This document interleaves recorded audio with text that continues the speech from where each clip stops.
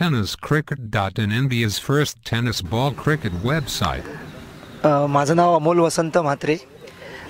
मी माझी सुरुवात क्रिकेटची सुरुवात ही माझी विक्रोलियन्स क्रिकेट क्लबतर्फे झालेली, जिथे करुणाकर कोटी यांनी मला ती संधी दिलेली की मी जेव्हा विक्रोलियन्ससाठी खेळायला लागलेलो त्यावेळेस असं होतं की ॲज अ फिल्डर म्हणून खेळायचो आणि सेकंड विकेट उभा राहायचो. कारण त्यावेळेस 11-12वीत होतो मी. 12वीची जस्ट एक्झाम देऊन ग्राउंडवरती आलेलो आणि एक वर्ष मी सेकंड विकेटे राहिलो, फिल्डिंग केली.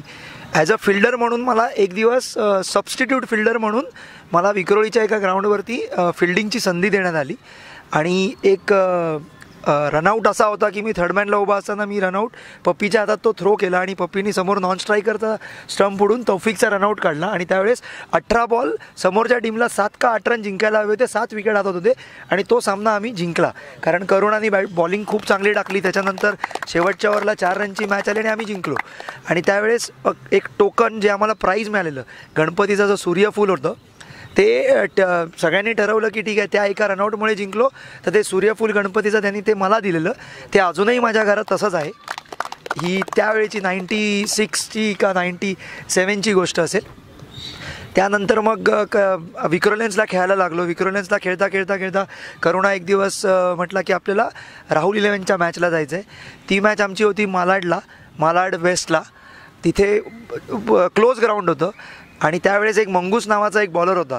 त्यावेळेस त्याला मी पहिल्याच बॉलला एक मिड विकेटला 2चा स्ट्रोक केला. त्या दिवशी माझे नवीन शूज मी घेतलेले ते पहिल्यांदा वापरले, कारण त्यावेळेस शूज वगैरे असं काही हे नव्हतं.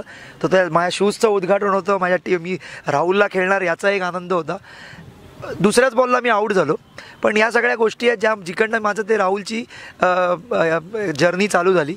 त्याच्यानंतर मी एक ब्रेक घेतला मध्ये, कारण जे मला आठवतं की आम्ही गोरेगावला मोतीलाल नगरला खेळत होतो आणि एक 40-45 वर्षाचे एक अंकल होते, गोरेगाव बॉईजचेच बॉलर होते.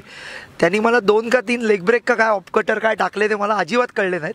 आणि मग ते मनाला कुठेतरी लागलं की आपण एवढ्या मोठ्या टीमला खेळतो आहे आणि जर आपल्याला हे क्रिकेट खेळता येत नाही आहे, हे स्पिन खेळता येत नाही आहे, तर मग आपण जोपर्यंत ते शिकत नाही तोपर्यंत परत आपण जायला नको. मग म्हणून मी एक ब्रेक घेतला आणि मग परत मी राहुल 11ला जेव्हा हे झालं तेव्हा मी परत आलो. आता फ्रँकली सांगायचं झालं तर असलम सर किंवा अजित सर, तर माझा जेव्हा जन्मही झाला नव्हता तेव्हापासून त्या लोकांनी हे क्रिकेट चालू केलेलं आहे आणि आज आपण त्यांच्याबरोबर इथे बसलेलो होतो. ह्याच्यापेक्षा मोठी गोष्ट किंवा याच्यापेक्षा मोठा मान हा कोणत्याच टेनिस क्रिकेटरला मिळू नाही शकत. तो आपल्याला मिळतो आहे.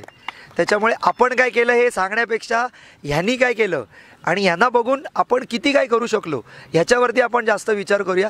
जर त्यांच्या कंपॅरिझनमध्ये आज आपण विचार केला तर आज मुंबईमधला कोणताच टेनिस क्रिकेटर त्यांच्या पायाच्या धुळी इतका पण मोठा होऊ नाही शकत. तर ते एक त्यांच्या इतकं होण्यासाठी जी मेहनत करायची आहे. आज जर का तुम्ही बघाल की 1978ला सरांनी चालू केलं, 1975ला असलम सरांनी क्रिकेट चालू केलं, त्यावेळेस आपला जन्मही झाला नव्हता आणि आजही ते खेळत आहेत. म्हणजे 4 डिकेड झाले ते खेळत आहेत. त्याच्याहून मोठी गोष्ट काय असू शकते. So hats off to all this people.